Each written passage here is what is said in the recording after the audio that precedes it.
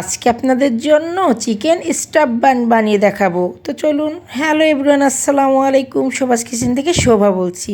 তো ফার্স্টে আমি একটা ডিম ফেটে নিলাম, তার ভিতর আমি 1 কাপ দুধ দিয়ে দিলাম, আর তার ভিতর 2 চা চামচ চিনি দিলাম, দিলাম 2 চা চামচ সামান্য পরিমাণ লবণ দিলাম, দিয়ে ভালো করে ফেটে নিলাম। আপনাদের হাতে সময় থাকলে আপনারা এটা ফিটে রেখে দিতে পারেন অ্যাক্টিভ হওয়ার জন্য। তো আমি সঙ্গে সঙ্গে ময়দা 2 কাপ দিয়ে দিলাম, দিয়ে ভালো করে ডো বানিয়ে নিলাম। তো ডো বানানোর পর আমি তেলের হাত দিয়ে ভালো করে মাখিয়ে এটা চুলার পাশে ঢেকে রাখছি। চুলার পাশে গরমে হিটে রাখবো আর কি ফুলার জন্য।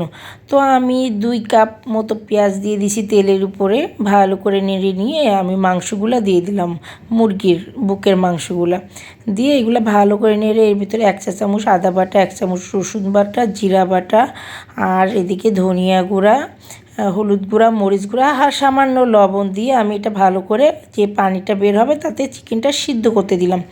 তো ভালো করে সিদ্ধ হয়ে গেল।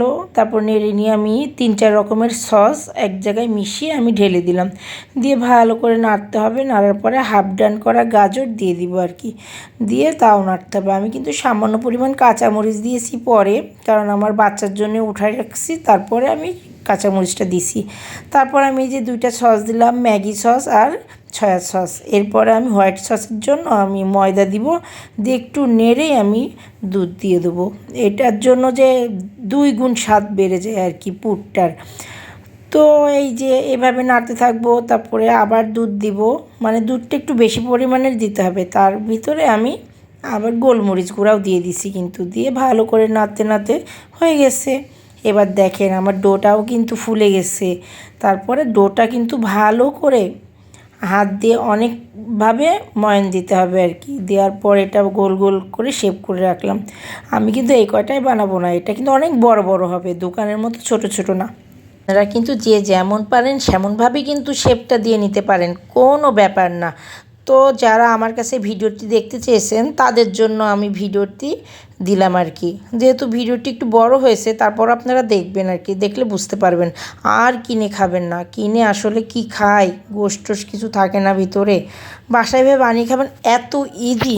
আমি বানানোর পরেই আমি বুঝতে পারলাম যে কি খায় আসলে আমরা কিনে। তো নিজে নিজে বানালাম। দেখেন উপরে ডিম ব্রাশ করে নিলাম যাতে কালারটা সুন্দর হয়। তারপর হাঁড়ির ভিতরে আপনি একটু মোটা করে কাগজ দিবেন, কাগজের উপর স্ট্যান্ড দিবেন, দিয়ে স্টিলের প্লেটে করে বসিয়ে দেবেন। ঠিক 15-20 মিনিট লাগবে আর কি। এবার আমারটা হয়ে গেছে। আর নামানোর পরে উপরে একটু বাটার ব্রাশ করে দেবেন, তাহলে কালারটা আরও চকচকে করবে। তো দেখুন কি সফট হয়েছে, কি মজা হয়েছে। ভিডিওটি অবশ্যই শেয়ার করবেন প্লিজ প্লিজ। বাই।